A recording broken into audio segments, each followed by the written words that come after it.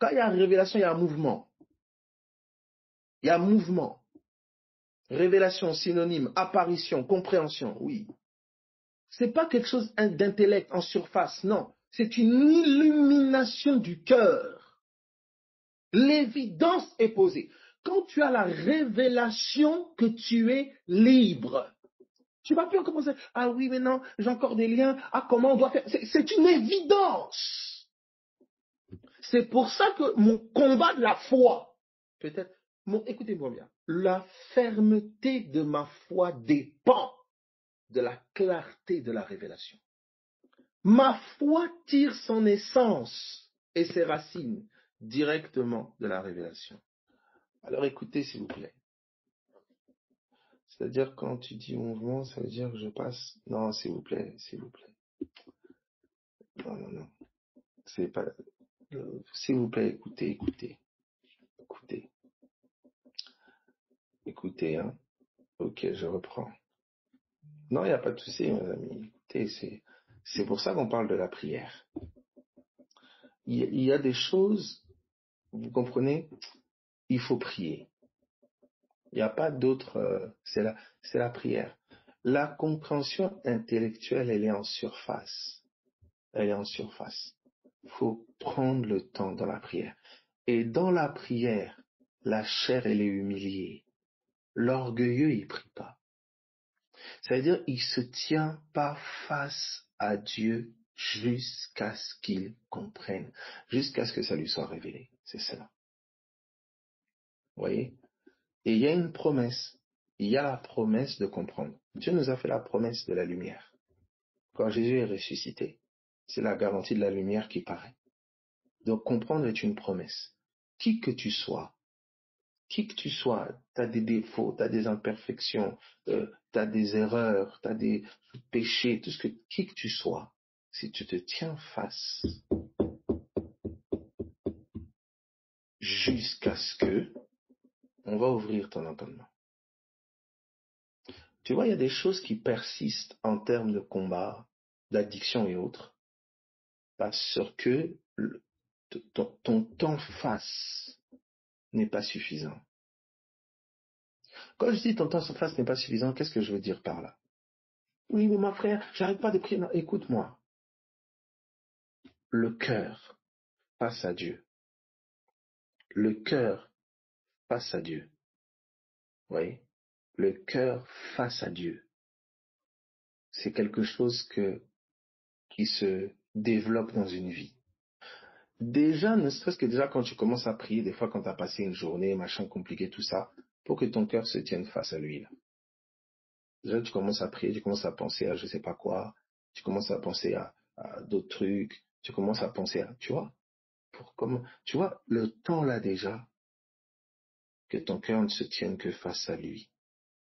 Ça, c'est via la méditation. Quand tu repasses dans ton cœur ce qu'il a dit, quand tu penses à ce qu'il a dit, ça te met face à lui. Face à lui. Sa miséricorde, son amour, sa bonté. Tu vois, quand tu médites cela, tu te tiens face. C'est depuis là déjà. Je dois me tenir en face. C'est pour ça que vous voyez, il y avait cette image-là d'aller sur la montagne. Vous voyez, cet aller sur la montagne-là, c'est la méditation. C'est la méditation. Vous voyez, c'est-à-dire ce à quoi mon cœur s'applique à penser. C'est cela. Vous voyez. Alors regardez ceci. Gloire à l'agneau. Regardez ceci. Gloire à Jésus. Gloire à Jésus. Gloire à Jésus. Donc vous voyez comme nous sommes en train de partager comme ça. C'est ça quand vous avez par exemple des temps d'immersion. Vous voyez comme nous sommes en train de partager autour de la parole, etc., etc. Pour ceux qui font des temps, par exemple, où vous êtes plusieurs. Hein, c'est comme ça qu'il faut procéder. Quand vous partagez, vous vous retrouvez autour d'un enseignement ou d'une exhortation, d'un passage, ou quelle que soit la parole, quel que soit le moyen par lequel la parole vous est parvenue, vous vous tenez face. Vous tenez souvent face, c'est bien. Maintenant, il faut coupler ça à la prière. Ce à quoi vous vous tenez face, il faut que ça imprègne votre cœur. Et c'est via la prière, c'est en passant du temps face. Donc quand vous avez des temps, par exemple, d'immersion en commun, c'est ces deux choses-là. C'est la parole et la prière. La parole qui va sortir, que ce soit par des visions, par des songes, elle vous met face à. Je me tiens face à Dieu en me tenant sur sa parole, sur sa pensée. Et je prie sur la base de cela que ça me soit profondément révélé. J'ai reçu une pensée, oui, le Seigneur m'a dit que je suis libre. Je suis libre. Voilà, j'ai été racheté, je suis libre, il n'y a plus de condamnation, etc. Mais pourquoi tu es encore addict? Tu as encore des addictions. Parce que ce que tu dis là, la pensée que tu as reçue, tu n'en as pas la révélation profonde. Tu comprends? On t'a communiqué la pensée. Mais là, maintenant, on t'invite à te tenir face à cette pensée jusqu'à ce qu'elle produise dans ton cœur la gloire qu'elle contient. C'est ça maintenant la problématique. Et ça, c'est du temps. Vous recevez une parole pour une communauté, vous êtes un groupe, quoi que ce soit que ça. Vous devez vous tenir ensemble jusqu'à ce que... C'est ça que les démons et les esprits mauvais veulent pas. Des enseignements, des pensées de Dieu sont données. Le peuple se tient sur la montagne, mais distrait, ne s'imprégnant pas de ce que Dieu dit. Le cœur est à gauche et à droite. Il monte avec sur la montagne des animaux, des chèvres, toutes sortes de pensées charnelles, de distractions et autres. Non. Et regardez ceci. Regardez ceci. Vous avez vu que... Alléluia. Regardez s'il vous plaît. Est-ce que jusque-là, ça va pour tout le monde? Alors regardez ceci. Regardez ceci. Et l'erreur de beaucoup, c'est quoi? C'est comme j'ai compris intellectuellement, c'est bon. Vous voyez? Ah, j'ai compris que par les meurtrissures de Jésus, je sais que je suis guéri. Je sais que c'est fait. Tu vois? Mais tu vas comprendre et te rendre compte de combien tu n'en as pas la révélation quand ça va chauffer. Tu vois? Et tu ne peux pas fabriquer de savoir. Tu ne peux pas fabriquer la persuasion. Tu vois? Quand le Seigneur te communique une pensée, tu comprends? Il t'invite, tu comprends, à la prière, à te tenir là jusqu'à ce que celle-ci te persuade pleinement. Regarde ceci. Alléluia. Regarde ceci. Je terminerai sur ces deux passages-là. D'accord? Donc, Abel, mon cœur tourné, ma face tournée vers Dieu, c'est ma face tournée vers ce qu'il dit. Oui, ma face tournée vers ce qu'il dit. Alors regarde, je te montre là deux canaux par lesquels ta face est tournée vers ce qu'il dit. Ok? Les Écritures. Les Écritures. D'accord? Alors déjà, regarde s'il te plaît. Regarde. Nous sommes dans Éphésiens. Parce que je veux que tu comprennes,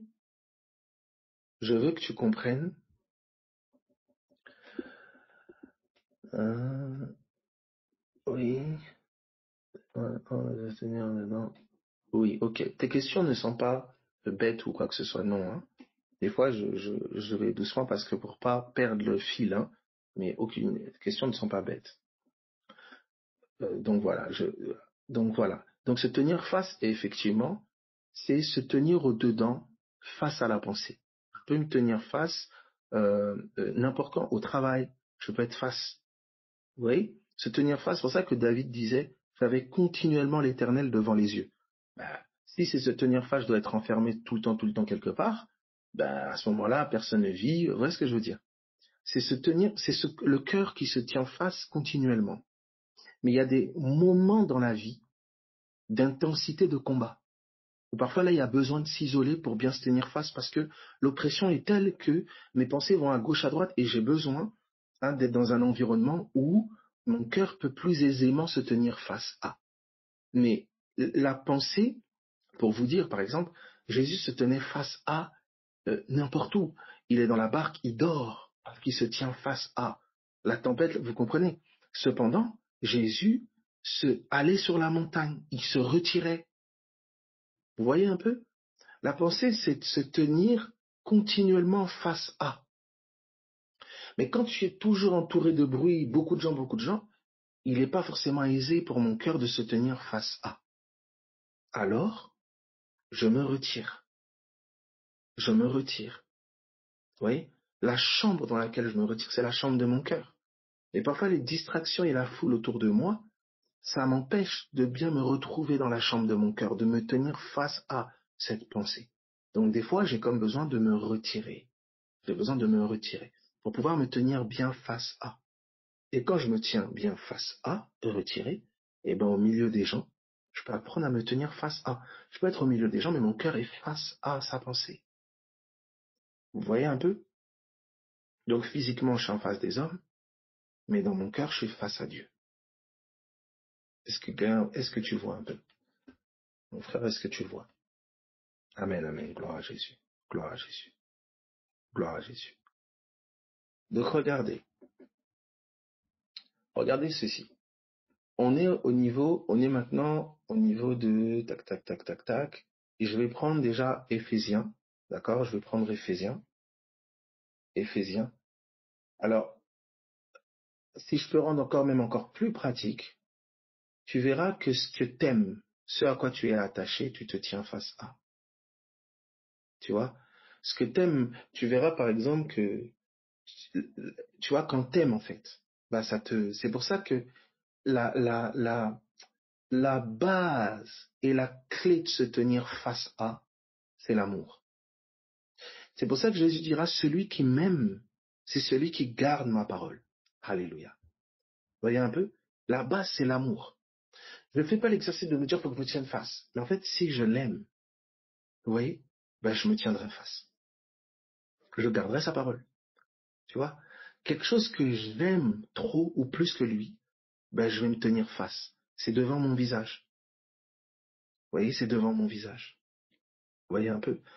Donc, du coup, quand je commence à entendre parler de l'œuvre de la croix, quand je commence à parler de l'œuvre de la croix, j'entends parler de l'œuvre de la croix, de ce qu'il a fait pour moi, quand je commence à repenser à ma vie, à mon histoire, à ce qu'il a été pour moi, vous voyez, me repentant de comment, de ce que j'ai pu agir, ça, vous voyez, quand je commence, vous voyez la méditation profonde, eh ben, je suis amené face à lui. Je suis amené face à lui. Vous voyez? Donc c'est ce que t'aimes est d'office devant tes yeux. Vous voyez? Donc il y a les gens, par exemple, qui aiment l'argent plus que Dieu, qui aiment un homme, une femme plus que Dieu. Vous voyez? Et ce qui fait que même en priant, ils ont cet argent-là devant les yeux. Ils ont cet homme-là, cette femme-là, ce mariage-là. Vous voyez? Ils ont autre chose devant les yeux, parce que leur cœur est plus attaché. Leur cœur convoite quelque chose plus que Dieu. Est-ce que vous voyez ça? C'est pour ça que Dieu nous a prouvé son amour en envoyant son Fils. Et par cet amour qu'il nous a prouvé, il nous invite à nous tenir face à lui, sur la base du sacrifice de son Fils. Lui a fait le premier pas. Il est venu vers nous. Il est descendu. Vous voyez?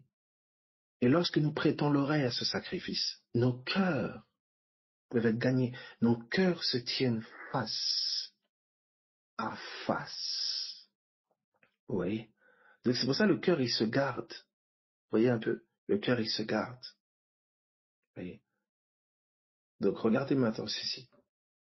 Donc quand je prête l'oreille à ce que Jésus a accompli à la croix, à ce que Dieu a fait pour moi par Jésus, etc., je commence à tourner ma face vers la face de Dieu.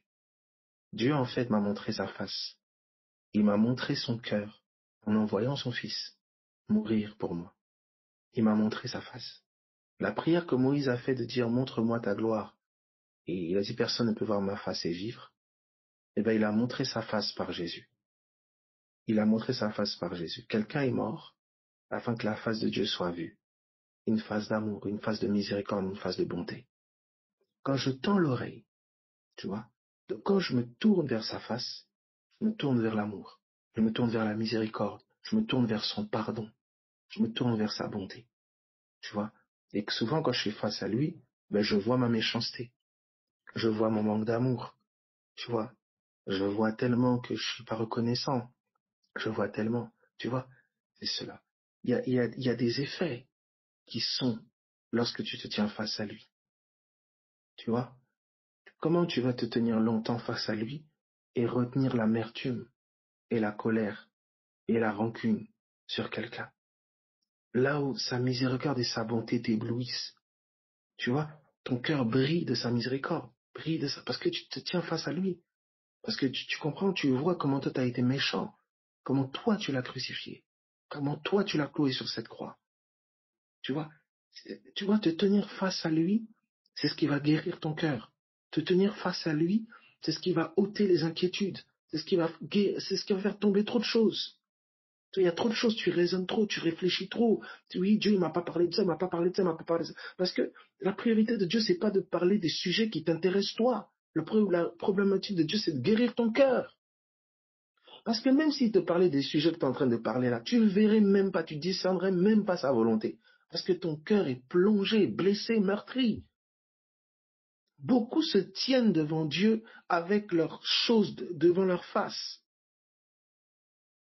C'est Dieu que tu dois avoir devant ta face. Pas premièrement tes calculs, tes intérêts à toi, non. C'est Dieu que tu dois avoir devant ta face. Recherchez premièrement le royaume et sa justice. C'est Christ d'abord. Tu vois, je me tiens face à toi, Seigneur. Face à ton sacrifice. Face, je regarde Jésus. Je pense à Jésus. Je pense à ce qu'il a fait. Je pense à ce qu'il a dit. Je ne pense pas d'abord à mes trucs à moi. Non, je pense à lui. Et très vite, vous allez vous rendre compte que lui pense à moi. Que lui pense à ces trucs qui me préoccupent. Le Père sait que vous en avez besoin. Il sait. Moi, je me tiens face à lui. Est-ce que ça va pour tout le monde?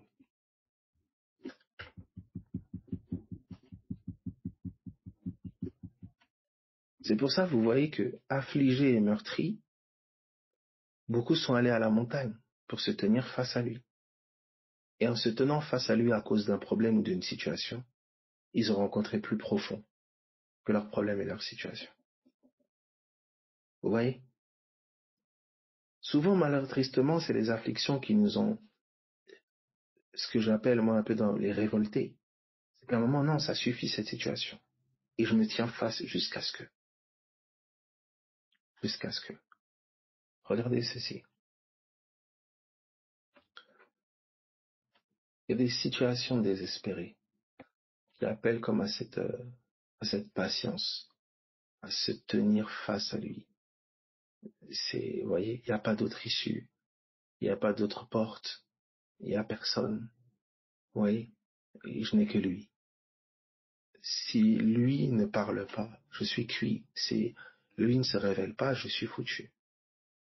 Ce désespoir, cet esprit brisé, qui ne s'attend qu'à être vivifié par lui, c'est là.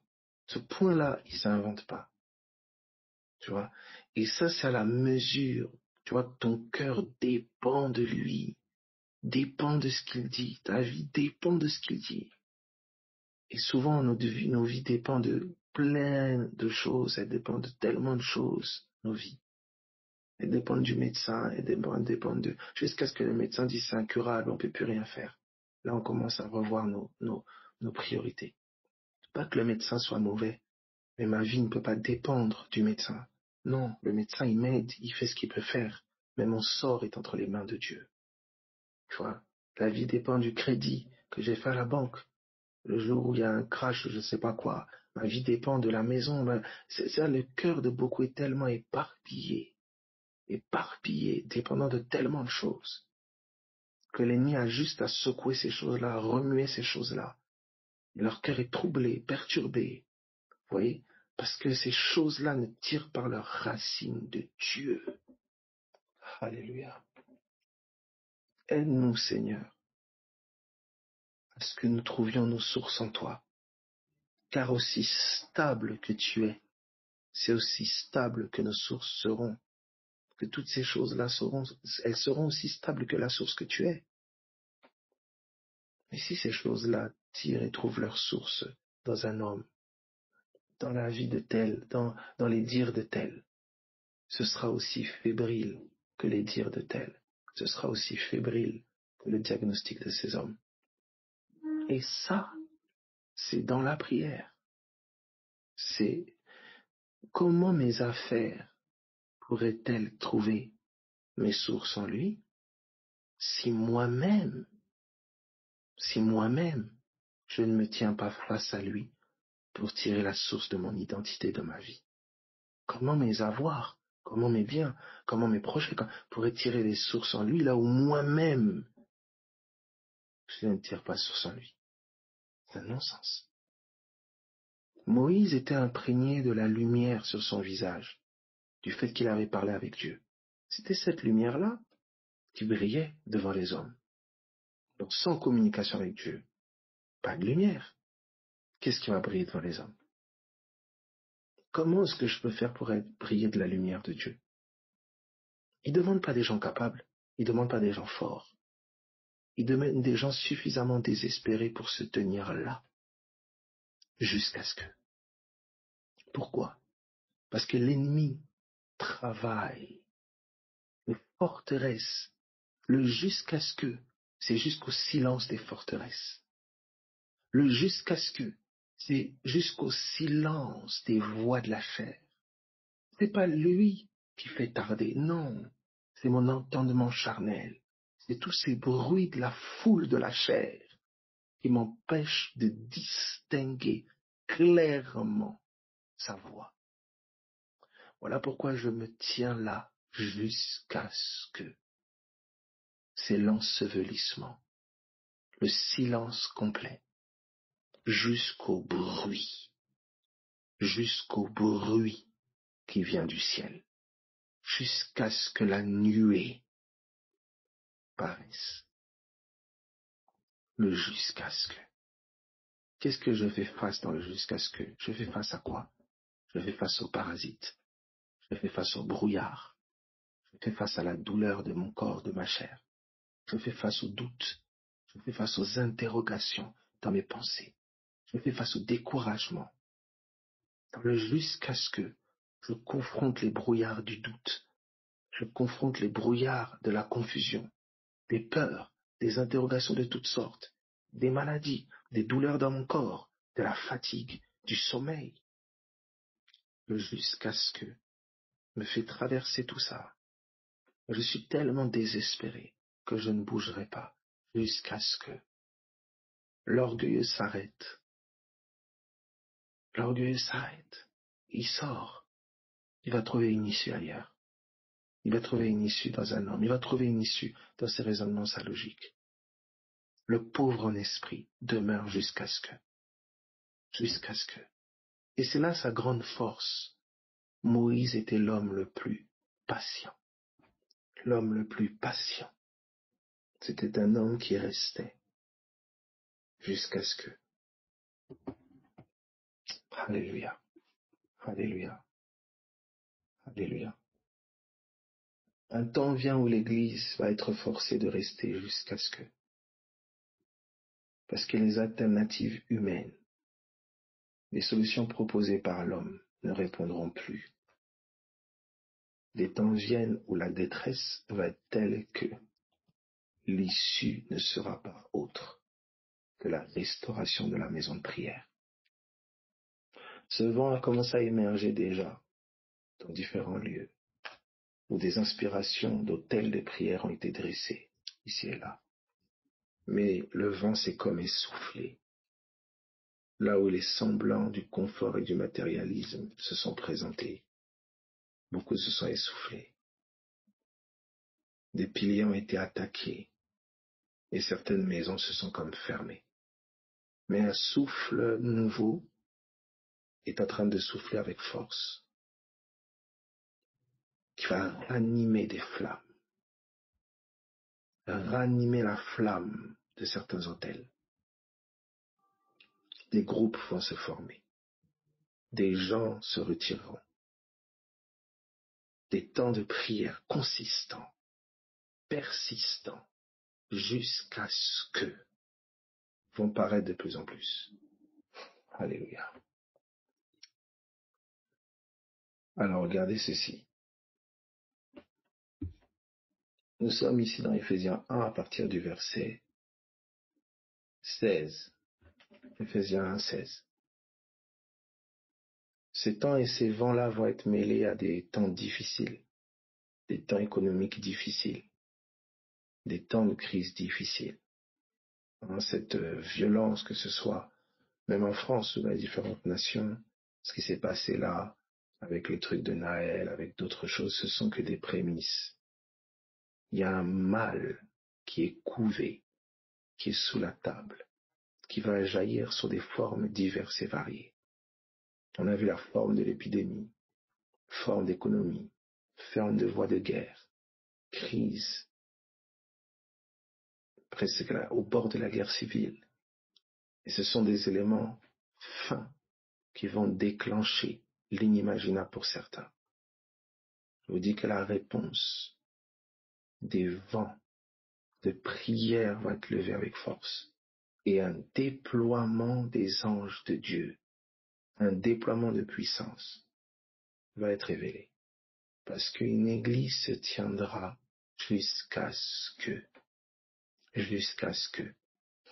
Voici. Dans Éphésiens chapitre 1er à partir du verset 16.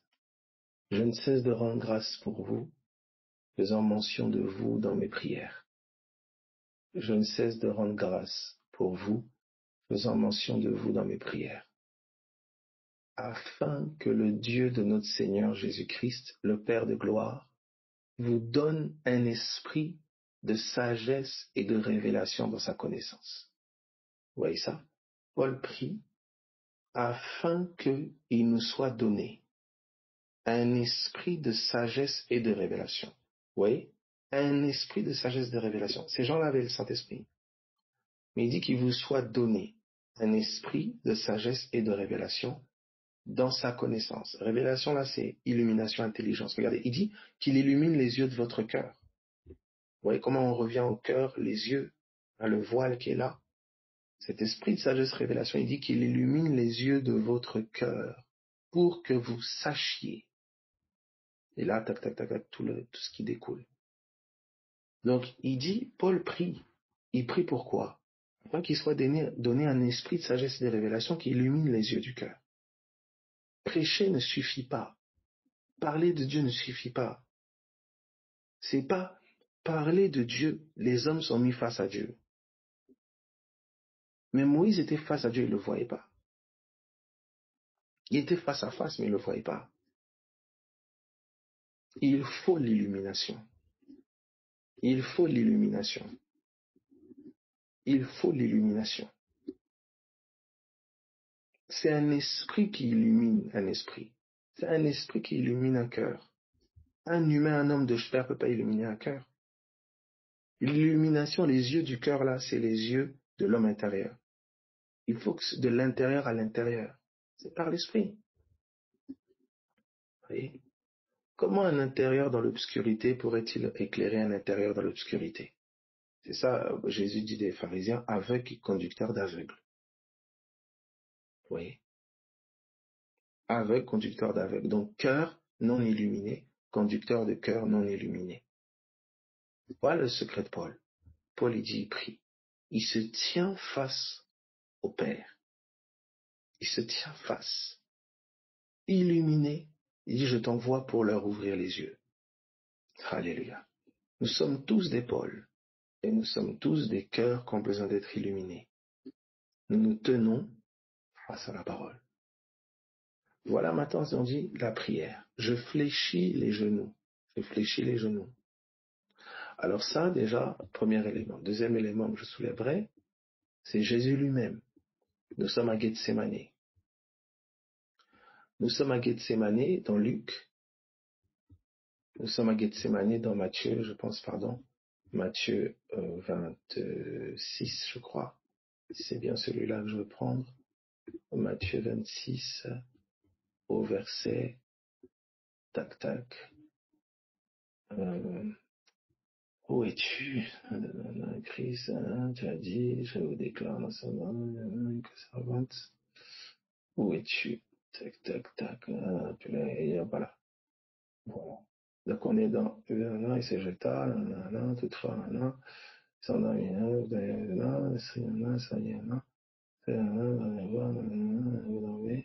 voilà. Donc regardez, on est au verset, on est au verset 30. D'accord? Je prends à partir du verset 30. Donc Jésus sait qu'il va mourir et ressusciter. Il le sait. Il connaît, d'ailleurs, il en parle, il connaît les Écritures. Mais ça n'a pas empêché qu'il soit angoissé. Ça n'a pas, vous comprenez? Ah oui, je sais que Dieu, il est là, je sais que Dieu, il est présent dans ma situation. Oui, mais tu as peur. Tu es oppressé. Qu'est-ce qui fait ça? C'est spirituel. C'est ton savoir de tête là ne peut pas t'aider. Oui, ça, tu sais très bien, mais c'est la prière. Jésus, il savait, bon, je vais mourir, je vais ressusciter, ok, tranquille. Hein. Je meurs vite, dans 3 jours, je reviens. Il sait. Mais on te dit, son âme est angoissée jusqu'à la mort, l'angoisse.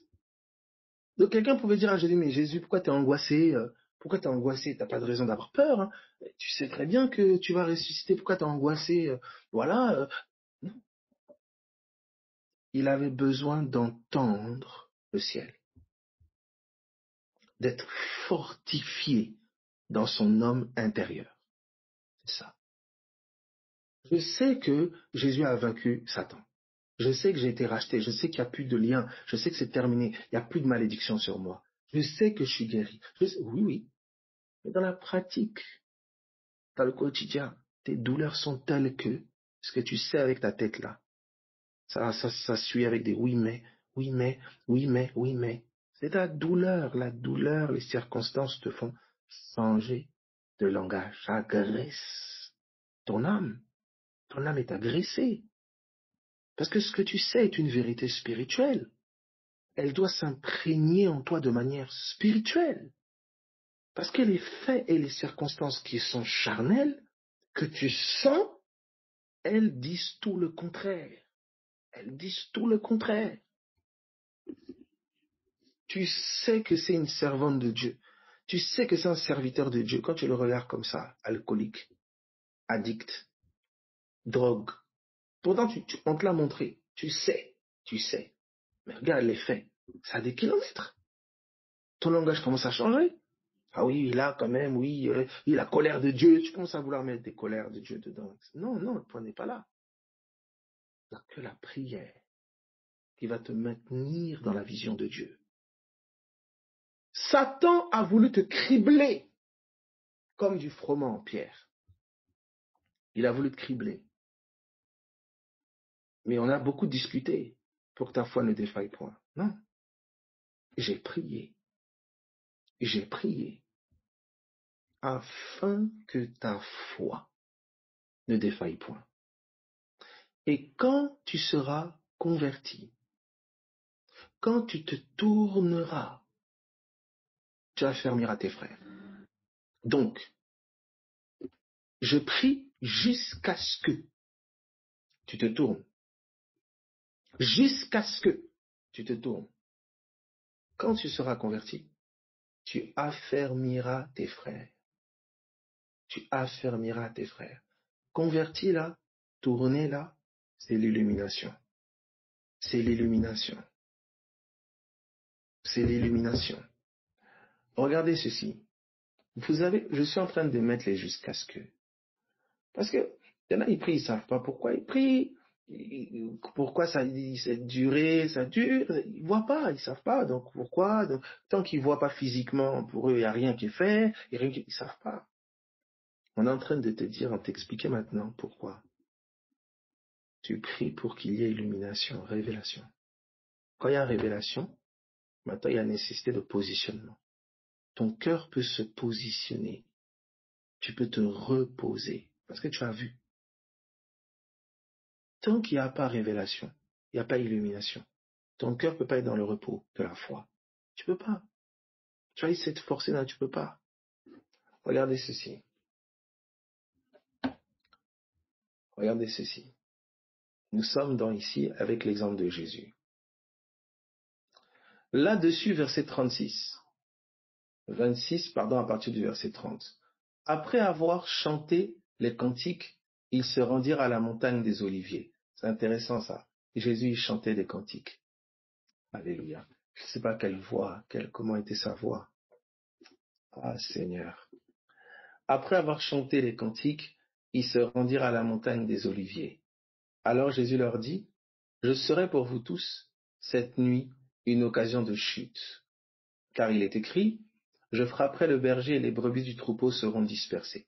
Vous voyez, Jésus va savoir ce qui se passe car il est écrit.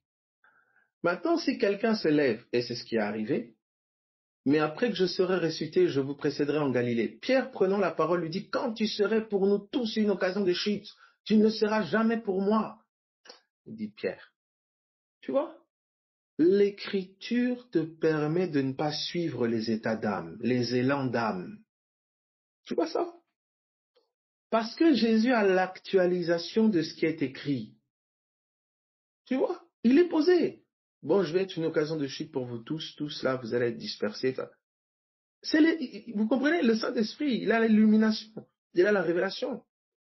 Maintenant, Pierre, il dit, non, même si tous, moi jamais. Il dit, oh, Pierre, regarde-moi ça. Tu vois maintenant comment tu peux être emporté par les états d'âme quand tu n'es pas fondé dans les écrits, tu n'auras pas la révélation des écrits. Jésus avait la révélation des écrits, là. Il avait eu l'illumination. Regarde la suite. Jésus lui dit, je te le dis en vérité, cette nuit même, avant que le coq chante, tu me renieras 3 fois. Pierre lui répondit, quand il me faudrait mourir avec toi, je ne te renierai pas. Et tous les disciples dirent la même chose. Il a même engrainé les gens. Vous voyez? Ça peut être un moment comme ça d'émotion pour Jésus. Oh là là, comme ils sont mignons. Ah, Jésus est très lucide, il a dû les regarder, il a dit à mes pauvres. Il a dit, regarde, il a dit, c'est pas possible cela, c'est pas vrai. Et il y a des engraineurs, voilà, Pierre, qui va engrainer tout le monde. Il dit, ah, bon, Jésus dit, ok.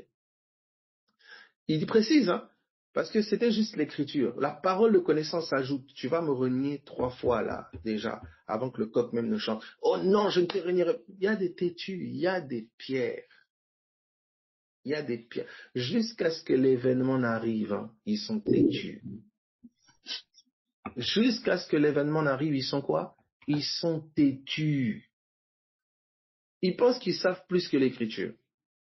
Ils pensent qu'ils savent plus. Ils sont têtus jusqu'à ce que l'événement arrive. Vous avez vu quand l'événement est arrivé, Pierre il s'est calmé. Oh, même tu. Il dit maintenant, toi seul le sais, Seigneur.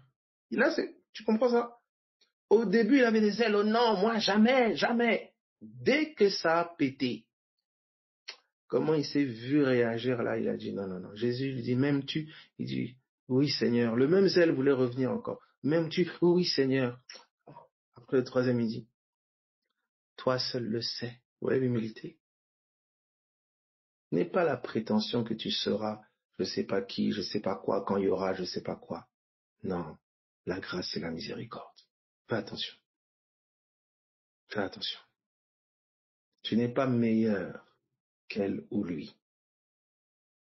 Oui. Quand la même situation pourrait se présenter, attention. Grâce et miséricorde. Grâce et miséricorde.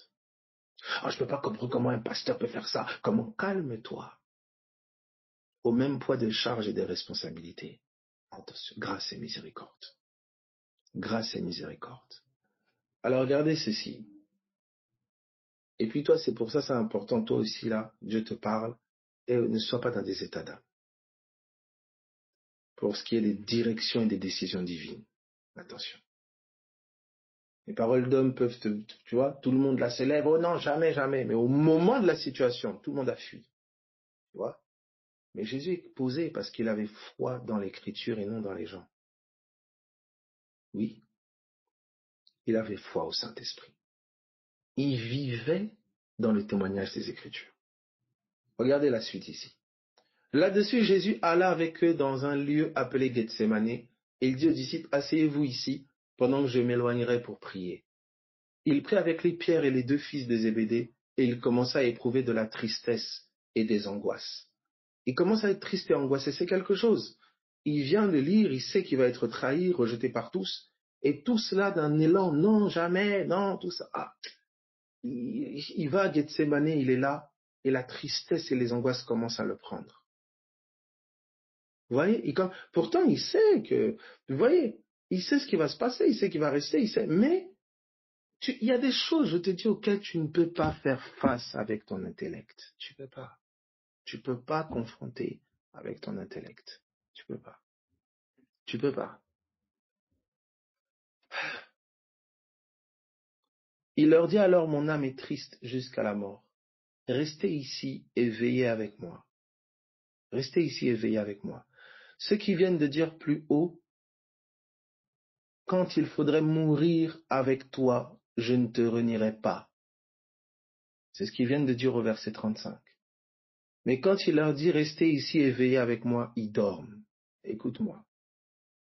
Ceux qui dorment au moment de prier avec toi, c'est pas ceux qui seront présents quand il y aura du feu. Hein. Oh, captez ça. Il y a des combats spirituels face auxquels la chair ne peut pas résister. C'est que ceux qui ne sont pas éveillés et combatifs avec toi dans la parole, ceux qui sont que dans la chair là, face aux adversités spirituelles, c'est avec la même chair là qu'ils pourront rien faire. Appuie-toi sur la parole de Dieu. Ne cherche pas à faire ami, être dans des états d'âme, même avec ton sang, la famille, tout ce que tu veux. Il y a des choses auxquelles ils ne pourront pas t'aider sans le Saint-Esprit. N'ayez pas de gêne avec ça. Ta mamounette, ton papounet, qui te dit oui, je serai toujours là pour toi. Oui, c'est ton intention, c'est gentil, mais tu peux mourir demain. Je peux tomber gravement malade demain. Tu vas être là, oui, c'est bien, mais tu peux pas me guérir. C'est pas toi qui vas me guérir. Si demain je suis dans telle galère, je suis dans tel endroit ou quoi, c'est pas toi qui vas me sauver. Mes amis, il faut être dans cette lucidité-là. Il faut être dans cette lucidité. Ce n'est pas de nier ce que quelqu'un a déjà fait pour toi, la bienveillance, l'amour, alléluia, gloire à Jésus. Mais s'il vous plaît, pas te donner l'impression que tu peux remplacer Jésus. Non, non, non, non, non, non. C'est Jésus qui m'a sauvé. Et si tu veux m'être utile, prie pour moi et sois dans la parole. Parce que lorsque ça va chauffer, c'est la mesure de la parole, la prière dont j'aurai besoin en toi. C'est pas tes histoires là. Non. Ne soyons pas distraits. À Golgotha, vous avez vu quelqu'un monter à la croix avec lui? Sa propre mère était là en train de le regarder mourir. Sa propre mère. Toi, t'es plus que Marie? Oh, s'il vous plaît. C'est pour ça qu'il faut pousser même vos enfants, vos parents, vos proches, vers Dieu. Vers Dieu. Vers Dieu. Ton enfant est là, il va à l'école. À toutes les choses auxquelles il est exposé.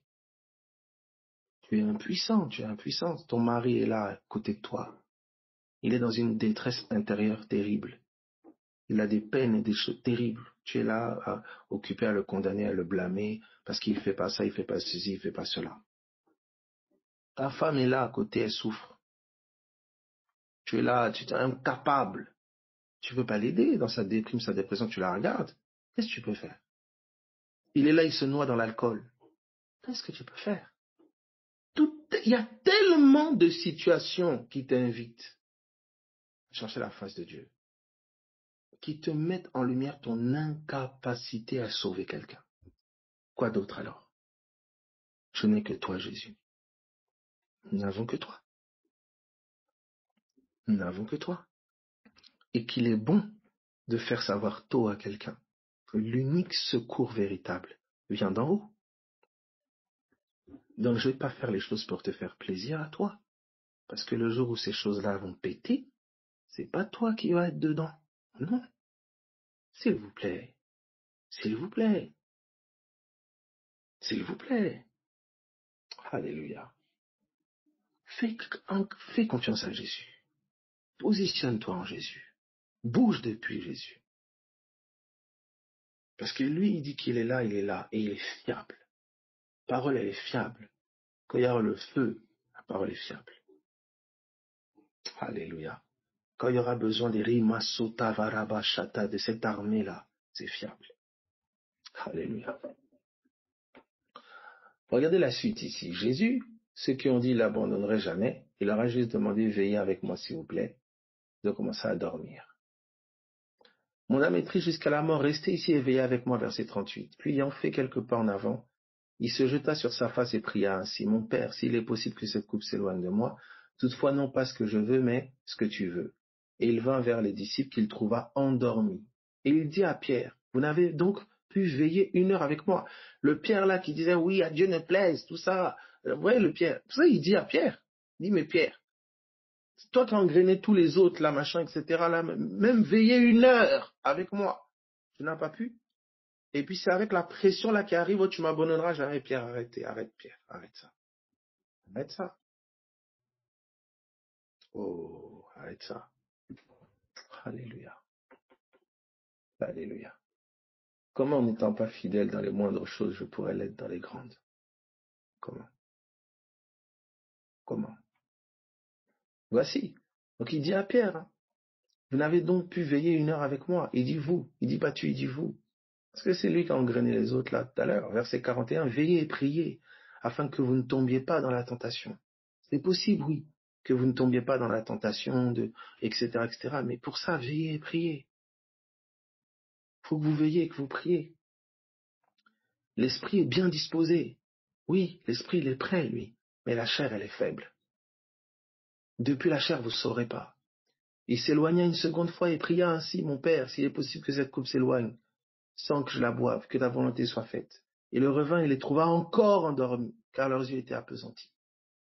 Il les quitta et s'éloignant, il pria pour la 3e fois. Puis il alla vers ses disciples et leur dit, vous dormez maintenant et vous vous reposez. Voici l'heure est proche et le Fils de l'homme est livré aux mains des pécheurs. Oui, il dit, vous dormez maintenant et vous vous reposez. Il s'exclame. C'est pas le moment de dormir, les gars. C'est pas le moment de vous reposer. Tu vois, cette impression toujours, ah, je dois me reposer. Vous voyez? Quel moment choisi pour se reposer? Il dit, gars, mais la guerre commence, là. C'est pas le moment de se reposer. Vous voyez? Alors, regardez. Vous avez vu que, quand il ressort, vous voyez, la 3e fois, il ressort, il dit, il revint, il les trouva encore endormis car leurs yeux étaient appesantis. Il les quitta et s'éloignant, il pria pour la 3e fois, répétant les mêmes paroles. Vous voyez? Il répète la même chose.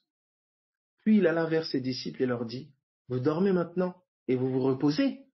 Voici l'heure est proche, le Fils de l'homme est livré aux mains des pécheurs. Levez-vous, allons, voici celui qui me livre s'approche. Comme il parlait encore, voici Judas, etc., etc. Donc regardez, il dit allons. La 3e fois, il dit allons. Pourquoi il n'y a pas eu 4e fois, 5e fois, 6e fois, et je ne sais. Regardez ce qui s'est passé. Alléluia. Et c'est intéressant parce que Paul va vous dire, 3 fois j'ai prié par rapport à l'écharde. C'est intéressant. Regardez ce qui va... Pourquoi 3 fois là, c'est terminé? Regardez, Luc. Après 3 fois, il dit maintenant, allons. Luc 22, à partir du verset, je pense que c'est Luc 22 ou Luc 21. Voilà. Luc 22, à partir du verset 39. Luc 22, 39. Vous voyez? On n'a pas le temps, on n'a pas la durée. On sait qu'il prie 1 fois, il revient vers les disciples, il retourne prier, il revient vers les disciples, il retourne prier, il revient vers les disciples, il leur dit, veillez avec moi, priez avec moi. Et c'est clair que ça n'a pas fait 1 minute. La phrase que cette coupe s'éloigne de moi, non ma volonté, ta volonté, cette phrase-là, elle se dit en quelques secondes. Les disciples n'ont pas pu se rendormir tout le temps en quelques secondes, d'accord, sachant qu'ils s'étaient éloignés à un jet de pierre. Donc c'est une phrase, c'est la pensée sur laquelle il était pendant qu'il se tenait face à Dieu. Vous voyez, face à son Père. Il était sur cette pensée-là. Vous voyez? C'est comme si là, l'esprit, il synthétise la pensée. Non ma volonté, mais ta volonté, Père. Et il est sur cette pensée-là. C'est pas qu'il la répète avec la bouche, forcément tout le temps, non. Vous voyez, il est sur cette pensée-là. C'est cette pensée-là sur laquelle il se tient face. Non, ma volonté, ta volonté, Seigneur, ta volonté. Tu vois, la forme même peut-être qui... Vous voyez, c'était cette pensée-là. Son cœur se tenait face à son Père avec cette pensée-là. Et ça a pris du temps pour que les disciples se rendorment, se réveillent, se rendorment, se réveillent. Ils se tenaient face jusqu'à ce que... Il y a eu un jusqu'à ce que... Quel était le jusqu'à ce que? Regardez, Luc 22, 39. Après être sorti, il alla selon sa coutume à la montagne des Oliviers, ses disciples le suivirent. Lorsqu'il fut arrivé dans ce lieu, il leur dit, priez afin que vous ne tombiez pas en tentation. Puis il s'éloigna d'eux à la distance d'environ un jet de pierre, et s'étant mis à genoux, il pria. Voilà, il s'éloigne d'eux à la distance d'un jet de pierre, c'est pas vraiment loin. Il pria, disant, Père, si tu voulais éloigner de moi cette coupe, toutefois que ma volonté ne se fasse pas, mais la tienne. Alors un ange lui apparut du ciel pour le fortifier. Vous voyez ça? Ça, Matthieu ne le précise pas. Vous voyez? Voici le jusqu'à ce que. Il est fortifié par un messager envoyé du ciel. Vous voyez? Il dit, étant en agonie, il priait plus instamment et sa sueur devint comme des grumeaux de sang qui tombaient à terre. Après avoir prié, il se leva et vint vers les disciples qu'il trouvait endormis de tristesse. Il leur dit, pourquoi dormez-vous? Levez-vous et priez afin que vous ne tombiez pas en tentation. Comme il parlait encore, voici une foule arriva. Vous voyez comment Luc 22 a synthétisé? Donc, Luc nous précise ce qui se passe dans son temps de prière. Il est visité. Le jusqu'à ce que. Quelqu'un comprend ce que quelqu'un le voit ou pas? Est-ce que tout le monde voit ça? Vous voyez la lumière que Luc nous apporte? Vous voyez ça? Vous voyez pourquoi le 3 fois? Il a persisté jusqu'à ce que. Vous voyez? Vous voyez ça? Alors on va s'arrêter là. Mais Seigneur, il y a tellement de. Je vais prendre plusieurs exemples. Hein. Le Daniel, le jusqu'à ce que pour Daniel, l'ange qui vient, il dit j'ai été combattu. Hein, Daniel, je suis venu pour t'ouvrir l'intelligence. Hein, le jusqu'à ce que. Le jusqu'à ce que ici, vous voyez que un ange vient visiter Jésus. Hein. Vous voyez le jusqu'à ce que aussi avec Paul sur le bateau pendant 14 jours. Hein, ça bouge, ça bouge. Et il y a le jusqu'à ce que Paul dit un ange du Dieu que je sers m'est apparu cette nuit. Oui. Donc vous allez voir que dans la prière, le jusqu'à ce que était que la nuée paraisse. Vous allez voir la nuée, les êtres célestes qui composent cette nuée. Oui. Et dans la prière, c'était jusqu'à ce que la nuée descende, jusqu'à ce que le message soit révélé, soit dévoilé, jusqu'à ce que mon intelligence soit illuminée, que mon homme intérieur soit fortifié, voyez, par l'illumination de la révélation. Vous voyez un peu? Donc c'est là. Et une fois qu'il est fortifié, vous voyez, il va maintenant confronter la chose. Il va confronter la chose. Alléluia. Tu vois? Donc en fait, sa foi est fortifiée. Jésus, tu vois, je vois Jésus. Tu vois? Et tu as vu qu'il agonisait, il priait plus instamment. Il priait plus instamment. Tu vois un peu, il intensifiait la prière. Donc je prie au nom de Jésus. Alléluia. Donc, petite synthèse, je prie depuis mon cœur. Mon cœur se tient face à Dieu en se tenant face à ce qu'il a dit. Maintenant, on va voir la forme. D'accord? Donc déjà, je sais que c'est mon cœur qui se tient face à Dieu en se tenant face à ce qu'il a dit. Donc mes pensées sont sur ce qu'il a dit. D'accord? Et depuis ce qu'il a dit, je lui parle. Je lui parle depuis ce qu'il a dit.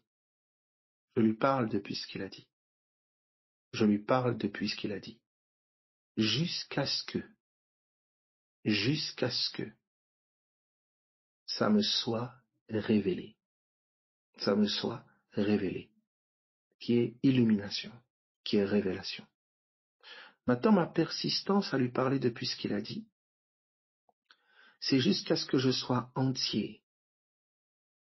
Je persiste à lui parler depuis ce qu'il a dit. Vous voyez? Depuis un cœur entier. Parce qu'au départ, il y a comme beaucoup de parasites, il y a beaucoup de pensées, il y a beaucoup de mélanges. Mais je me tiens là, d'un cœur entier. Et c'est ça qui fait ce temps-là, cette persistance. Maintenant, je toucherai aussi aux langues. Donc, je vais toucher aux Écritures qui doivent être expliquées. Il m'ouvrit l'intelligence afin que je comprenne les Écritures. Le mot expliquer, c'est interpréter. Et il y a les langues qui peuvent et doivent être interprétées. Donc, quand je parle en langue, c'est comme si je me tiens face à. Je prie pour en avoir l'interprétation. Celui qui parle en langue prie pour avoir l'interprétation. Donc je m'attends à ce qu'on m'en donne la compréhension. Lorsque je lis les Écritures, je prie pour en avoir l'interprétation. Vous voyez cela? Donc je prie jusqu'à ce que j'ai la révélation du mystère de ma situation, du mystère de mes langues, du mystère de ce qui est écrit, du mystère de l'œuvre de la croix. C'est là, de cette révélation-là, mes amis, c'est là que découle le reste pour ma vie. Donc mon cœur se tient face à ce que Dieu a dit, face aux langues, face aux écrits, face à ce que Dieu a dit, jusqu'à ce que j'en ai la révélation. Est-ce que vous voyez ça? Alors on va prendre des temps de prière ensemble sur GoToMeeting. On a des temps de prière. Le mieux c'est vraiment de le faire. Et voilà, des temps en langue, des temps, tu verras que toi peut-être qui parle pas en langue, ben, ça va, au nom de Jésus, ta langue peut être déliée pendant ces temps. D'accord? Voilà, que tu te tiennes face. Donc ce soit des temps, par la grâce de Dieu, ou les brouillards, les parasites, ou je ne sais, Dieu peut œuvrer aussi au nom de Jésus, délivrance, guérison ou autre. Mais vraiment, cet appel à se tenir ensemble face à. Donc sur la base des choses qui ont été enseignées, sur la base des choses qui ont été partagées, dites depuis, on parle de l'homme du cœur, on parle de toutes ces choses, que au nom de Jésus, les hommes et les femmes soient illuminés quant à ces vérités. Que tu en reçoives la révélation, l'illumination, que certains rêvent, que certains voient, que certains aient une conviction et une pleine persuasion au nom de Jésus. Que les anges de Dieu soient déployés pour une illumination, qu'un esprit de sagesse et de révélation soit déversé. Que les yeux des cœurs soient illuminés au nom de Jésus, que les espérances deviennent certaines. Que toute forteresse qui combat, que tout esprit mauvais qui résiste et qui empêche que le cœur puisse saisir la vérité de la parole de Dieu, que ces choses soient renversées dans le nom de Jésus. Que ces choses soient renversées dans le nom de Jésus. Seigneur, merci pour ta grâce. Soyez fortifiés là où vous êtes. Au nom de Jésus, soyez fortifiés. Il est déjà 14h40, c'est ouf. Soyez fortifiés au nom de Jésus. Soyez encouragés. Et voilà, priez pour ça. Priez pour ça. Ayez ça à cœur. Donc, comment vous êtes face à Dieu? Sur la base de cette pensée, Seigneur, comme Moïse qui s'est tenu face à toi, nous voulons nous tenir face à toi ensemble. Tu vois? Ouais, c'est voilà la pensée sur laquelle nous nous trouvons. D'accord? Nous tenir face à lui, ensemble. Sur cette pensée-là, conduis-nous, qu'on soit conduit, qu'on soit inspiré par toi, Seigneur. Illumine pendant ces temps que tes anges, que tes messagers, que ton esprit nous illumine, nous éclaire, qu'un esprit de sagesse et de révélation soit déversé. Aie ça à cœur, rumine ça, parle en langue, en ayant cette pensée dans ton cœur. Tu vois, que ton cœur se tienne face à Dieu sur la base. Tu vois, alléluia. Repasse ces paroles dans ton cœur. Repasse ces pensées-là dans ton cœur. Parle-les, pense-les, rumine-les. Prie en esprit sur ça. Tu vois, voilà. Quand tu pries, ton cœur, il est engagé. Ton cœur, il est engagé. Est-ce que tu vois ça? Donc voilà. Hein, je pense que l'esprit va enseigner la prière. Alléluia. Gloire à Jésus. Gloire à Jésus. Gloire à Jésus. Donc soyez fortifiés là où vous êtes. Ça va? Soyez fortifiés. Soyez encouragés. Au nom de Jésus. Yes, yes, yes. Gloire à Jésus. Alors certains, vous allez vivre des combats. Vous allez voir que quand vos cœurs commencent à se focaliser comme ça sur lui, des choses essayent de bouger, des distractions, des fois c'est des éléments extérieurs, des fois c'est des éléments dans ta chair, dans tes membres, hein, des fois c'est des pensées qui viennent oppresser, qui viennent, et voilà. Tu dois apprendre vraiment à parler dans ton cœur, à être violent. Hein. Épaphras dit, je combats pour vous dans mes prières. Tu vois, il y a un combat, il y a un combat, il y a une bagarre. Parce qu'on ne veut pas, tu vois, que ton cœur soit cette chambre de prière. On ne veut pas que ton cœur soit ce passé terrible. Parce que quand ton cœur est cette chambre-là, c'est un lieu redoutable. C'est ici la maison de Dieu que ce lieu est redoutable. Ça devient un lieu redoutable pour les ténèbres. Ça devient une fournaise pour les démons. Hein, donc c'est terrible. Donc ils doivent tout faire pour te distraire, tout ça, téléphone, les gens, des oppressions, des douleurs subites, hein, tout ça. Mais on va ensemble être concentrés, avoir des cœurs concentrés, décidés. Vous voyez ça? Gloire à Jésus. Et acte. Je n'ai pas compris. Est-ce que ça va pour tout le monde? Donc voilà, donc ça commence déjà là. Tu vois, hein, ça commence déjà là. Et c'est pour ça que le Seigneur doit d'abord te faire faire dans ton cœur. Tu vois, il doit te faire faire dans ton cœur. Si tu crois dans ton cœur hein, que cela arrive, ça doit d'abord se passer en toi. Tu vois, c'est ça qu'on va le parler hein, au nom de Jésus. Les forteresses qui sont renversées. Hein, le cœur de ta femme, de ton mari qui s'ouvre dans le nom de Jésus. Tu vois la main de Dieu se poser sur lui, se poser sur elle. Tu vois Jésus commencer à le toucher.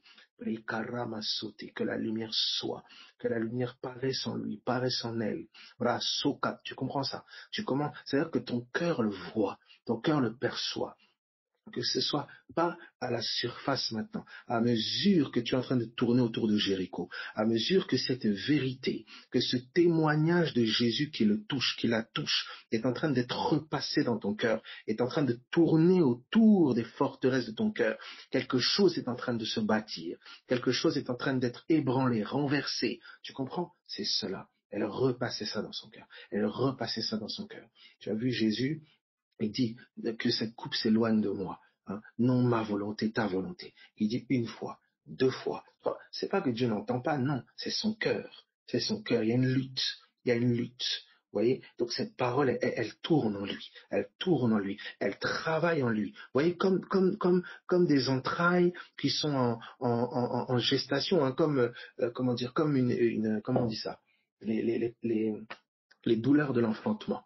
Tu vois, ça tourne en lui, ça tourne en lui, ça tourne en lui. Des fois, c'est une seule parole, des fois, c'est une pensée, mais elle est en train de tourner, elle est en train de tourner, elle est en train de vrai dans mes entrailles, elle est en train de bousculer des forteresses, elle est en train de bousculer des faux raisonnements, elle travaille en moi, et elle est sur mes lèvres, elle domine mes lèvres, elle domine mes lèvres, parce que les pensées, tu vois, la pensée qui est sur tes lèvres est la pensée qui va dominer ton cœur. Tu vois. Donc, lorsque tu es en train de parler, c'est ça qu'il est bon quand tu parles, médite, parler parfois à voix haute. Tu vois cela.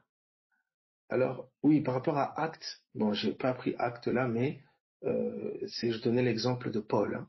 Je donnais l'exemple de Paul sur le bateau. Hein, vous pourrez le regarder, parce que là, malheureusement, bon, il est déjà 14h45. C'est terrible ça. Donc vous pourrez prendre, c'est la référence, c'est acte chapitre, tac, tac, tac, tac, tac. Alors, il est où?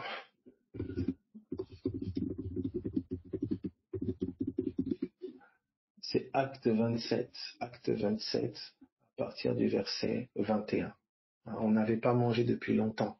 Acte 27, 21. Alors Paul, se tenant au milieu d'eux, leur dit, ô homme, il fallait m'écouter et ne pas partir de Crète, afin d'éviter ce péril et ce dommage.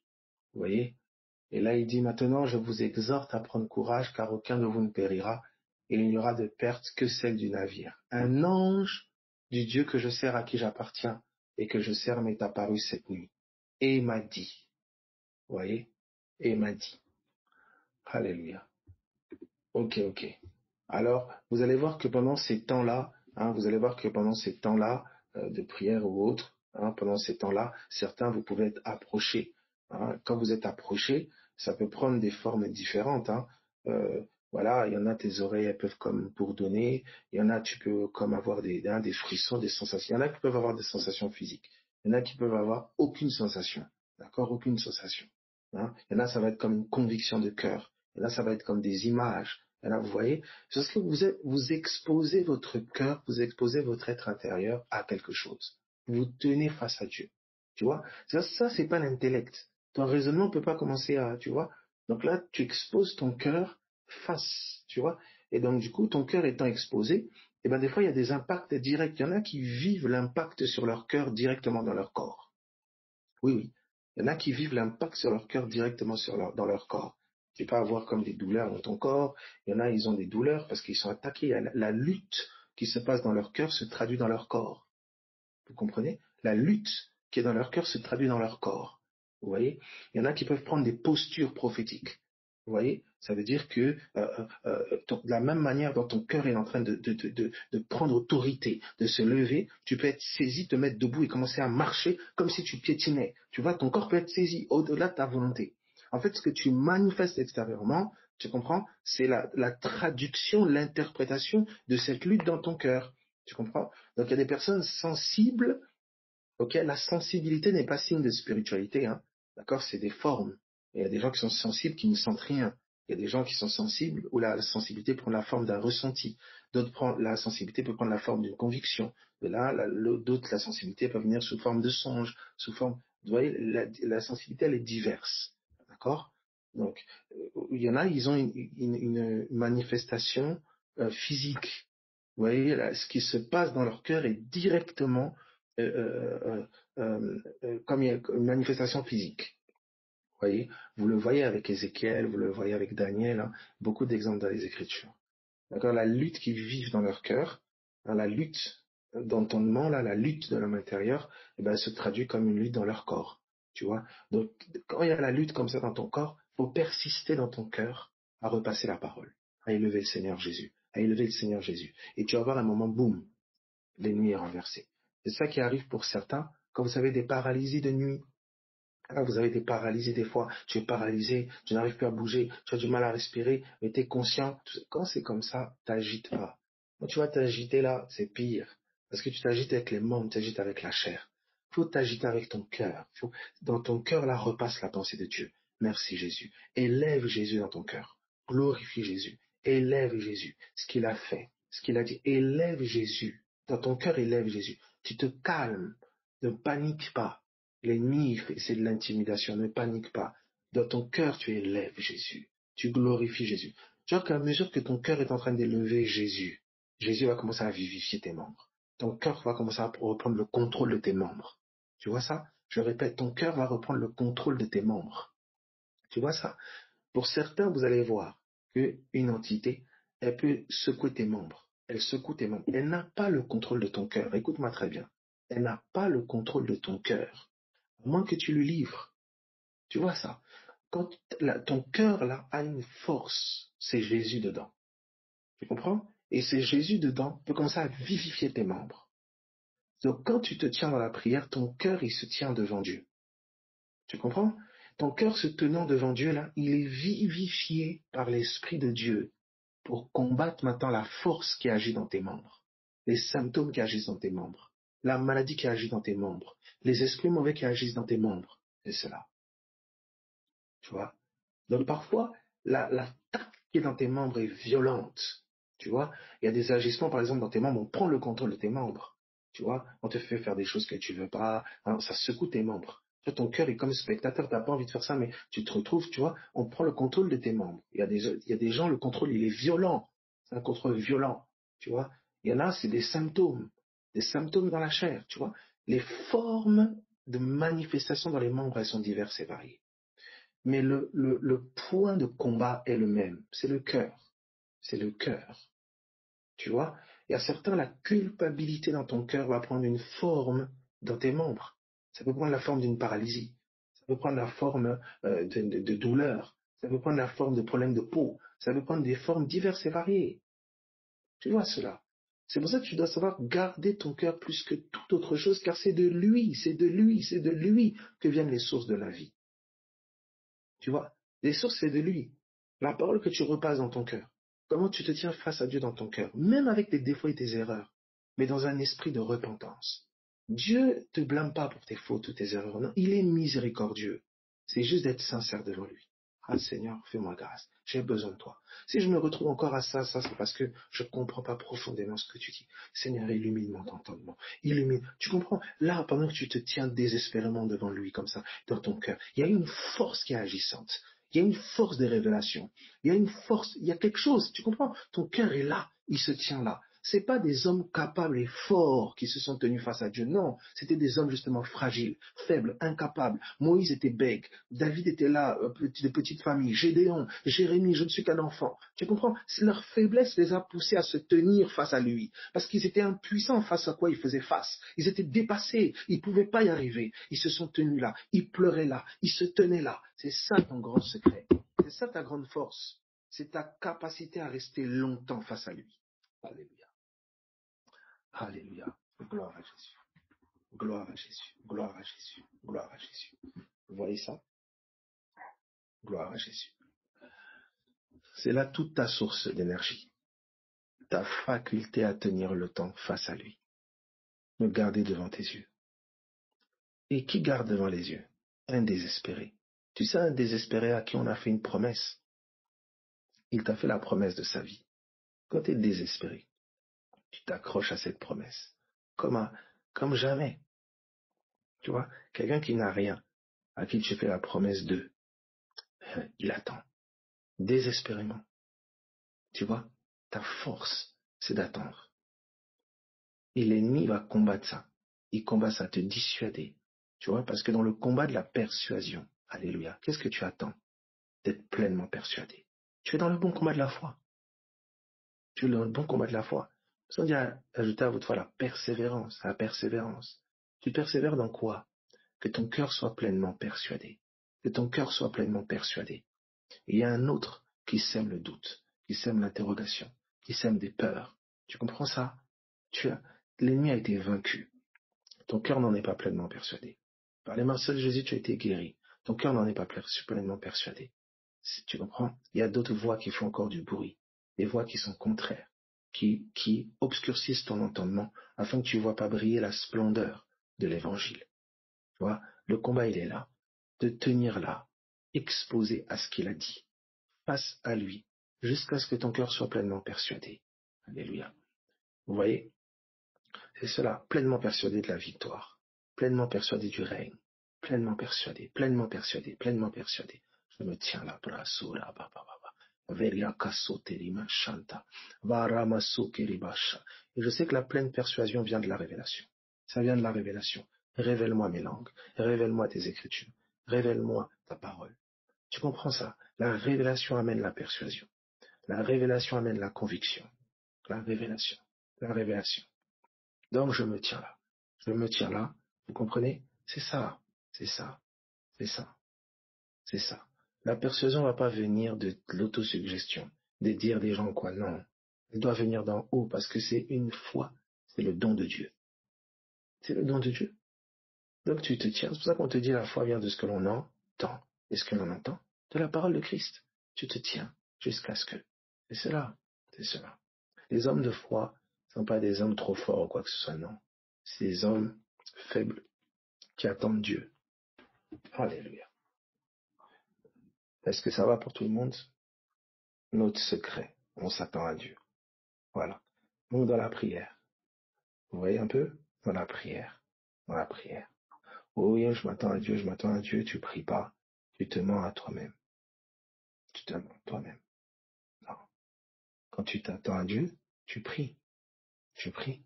La salle d'attente, tu vois, c'est la prière. Donc, qu'est-ce qui fait que ça peut tarder? Il y a des entités qui combattent, qui empêchent que le message te parvienne. Des forteresses dans ton entendement qui empêchent que tu sois illuminé, qui empêchent que tu sois pleinement persuadé. Le bon combat de la foi, tu vois. C'est pour ça que j'ai prié afin que ta foi ne défaille point. Afin que ta foi ne défaille point. Parce que c'est ta foi qui est agressée. C'est la conviction qui doit être déposée par le Saint-Esprit en toi qui est agressée. Tu vois, c'est la pleine persuasion qui est agressée. La victoire, celui qui a la victoire sur toi, c'est celui qui t'a persuadé. Donc on est dans une guerre de persuasion. Tu comprends ton cœur doit être pleinement persuadé.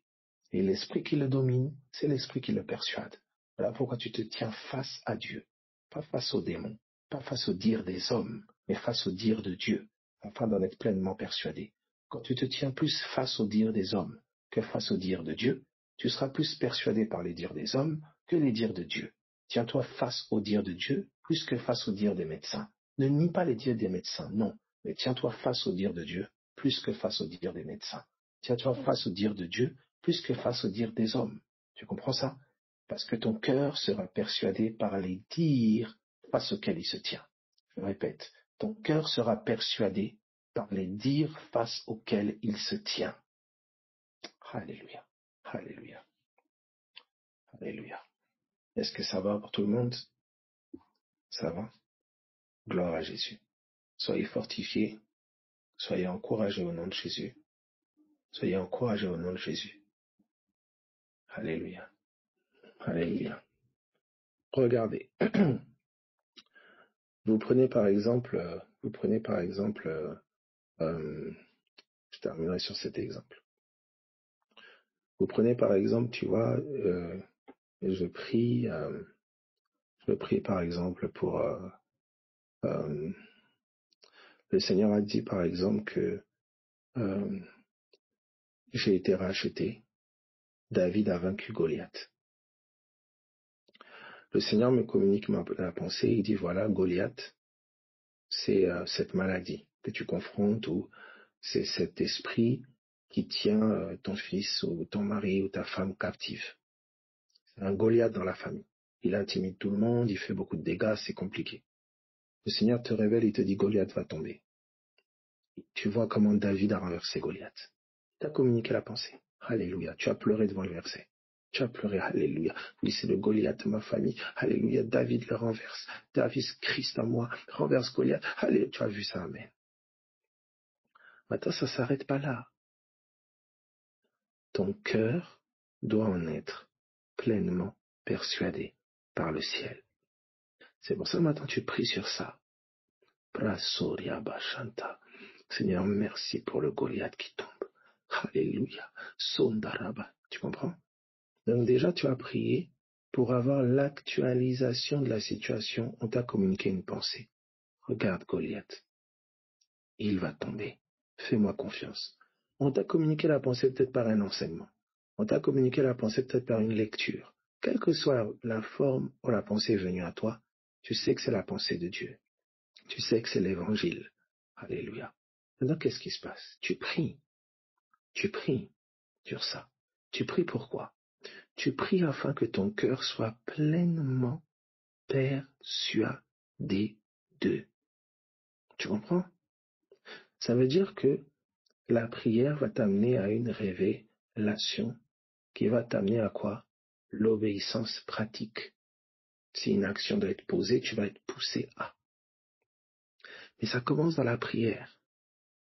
La prière va amener une pleine conviction, une pleine persuasion de ton cœur. Tu vois ça? Donc oui, tu as entendu ça, mais dans la prière, tu comprends? Tu te tiens dans la prière jusqu'à ce qu'une pleine persuasion. Tu comprends? Le bon combat, il se joue là. Épaphras combat pour vous dans ses prières. Tu vois? Donc c'est dans la prière que tu vas voir encore davantage Goliath tomber. Dans la prière, d'autres messages vont compléter ça. Des visions vont compléter ça, des songes vont compléter ça. Tu comprends? Ça va te donner de te positionner plus radicalement encore. Parce que tu vois, parce qu'on parle à ton cœur, parce que ça résonne. Tu comprends? Dans la prière, il y a une œuvre de persuasion qui se fait dans ton cœur. Une œuvre de foi qui est faite dans ton cœur. Une œuvre de conviction. Tu vois? Parfois, tu peux savoir, le Seigneur, oui, il m'a parlé, mais les afflictions sont telles, le combat s'est tellement intensifié que ton cœur n'en est plus vraiment pleinement persuadé. Tu as peur. Il y a un fond, oui, c'est vrai. Tu crois Dieu, mais dans ton discours, dans ton attitude, dans ton langage, tu es incrédule. Et ça, tu peux pas tu peux pas avoir une foi ultra ferme, grande de tout ce que tu veux. Non, comme ça, du vide. Non. Tu es invité à la prière. C'est pour ça que pour nous, les afflictions, elles sont notre gloire lorsque seulement nous nous tournons dans la prière. Que celui qui souffre prie, Jacques dit. Et c'est là qu'au milieu de l'affliction, notre or, est produit. Parce que notre or, c'est notre foi. Vous voyez ça? Donc dans les situations du quotidien, admettons, comme j'ai dit l'exemple que j'ai donné là, une écriture va être donnée, une pensée va t'être donnée, tu vois? Et c'est de te tenir justement, tu vois, dans la prière, repassant ça dans ton cœur, te basant sur ça qui a été dit, sur ça qui t'a été communiqué, priant sur cela, en langue, dans tes pensées, dans ton cœur, tu te tiens sur ça, c'est vraiment, tu te tiens sur ça, tu vois. C'est pas les mots simplement que tu dis avec ta bouche, tu vois, à part quand tu parles en langue, c'est pas que les mots que tu dis avec ta bouche, c'est que tu te tiens sur ça, ton cœur est engagé, ton cœur il dépend de ça. Tu vois, tu lis ça comme si ton cœur en dépendait. Tu parles de ça, tu parles ça, tu rends grâce à Dieu par rapport à ça. Tu t'engages ton cœur est engagé pour ça. Ton cœur dépend de ça. Tu comprends? C'est l'engagement de ton cœur. Eh bien, il y a un moment, il y a visitation, il y a révélation, il y a illumination. Tu vois? Tu vois, Jésus, il va, par exemple, que cette coupe s'éloigne de moi.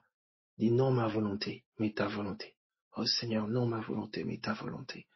Oui, admettons, là comme lui. Non, ma volonté, mais ta volonté, Seigneur.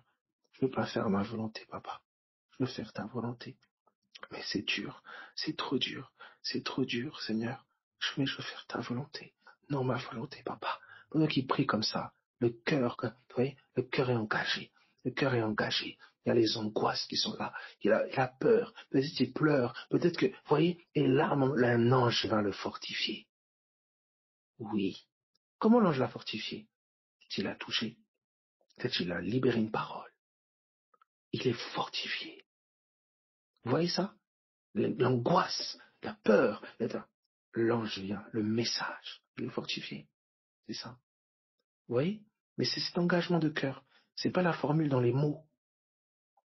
Tu vois? Alors certains vont dire oui, donc ça veut dire Abel, on peut prier en silence, mais en vérité, quand la prière est intense, tu vas parler. Parce que c'est de l'abondance du cœur que la bouche parle. Tu vois? Soit tu vas parler par les larmes, soit tu vas parler comme Anne qui balbutiait, tu vois? Mais l'âme se déverse. Tu vois un peu? Tes langues, elles vont monter. Tu vois? C'est parce que ton cœur, tu vois un peu? C'est cela. Tu vois? Toi, tu pries, oui, alléluia, Seigneur Jésus, ton amour. Non, non, non, non. Tu comprends ça? Tu vois? Non, non, non. Oh, merci pour ce repas, alléluia. Tu penses pas, non. Tu vois un peu ça. Vous voyez un peu le cœur. Tu vois. Donc c'est ça, c'est ça. Des fois, tu as l'impression que ton cœur il va sortir de ta poitrine. T'as la boule au ventre. Tu vois, ça prend tes tripes. Quand son amour, quand sa miséricorde, son amour, il y a un moment, ça prend tes tripes, t'es en larmes. Des fois, tu as l'impression d'agoniser. Hein? Tu es là en train de... Tu vois, c'est ton cœur. Tu vois, c'est ton cœur, le cœur, le cœur, le cœur, le cœur. Tu vois, c'est ça. C'est ça. Tu vois. Donc vraiment que le Seigneur, nous prions vraiment pour ça. Moi, c'est ça, ma prière de ces temps, vraiment. Tout ce que le Seigneur enseigne sur l'homme du cœur, c'est vraiment une des pépites. Hein, je rends grâce à Dieu. Et c'est les temps vraiment j'aspire pour les temps d'immersion là et les BMC qui vont venir et autres. C'est vraiment euh, de vivre depuis l'homme du cœur. Et du coup, tout est un depuis donc la prière, la position des mains, les esprits chassés, tout. Ça part, la base déjà, c'est la conscience de l'homme du cœur. Vous voyez, se tenant face à Dieu. Et donc se tenant face aux puissances des ténèbres pour représenter Dieu. C'est mon cœur qui représente Dieu. C'est pas mes mains physiques, c'est pas mon corps physique, c'est mon cœur. Vous voyez? Ok. Allez, soyez fortifiés en tout cas. Soyez bénis. Hein, voilà. Plein de courage à vous. Hein, que vous preniez soin de vos cœurs au nom de Jésus. Au nom de Jésus. Hein, que vos cœurs soient gardés dans sa miséricorde, sa bonté. Hein, voilà. Pas de condamnation au nom de Jésus.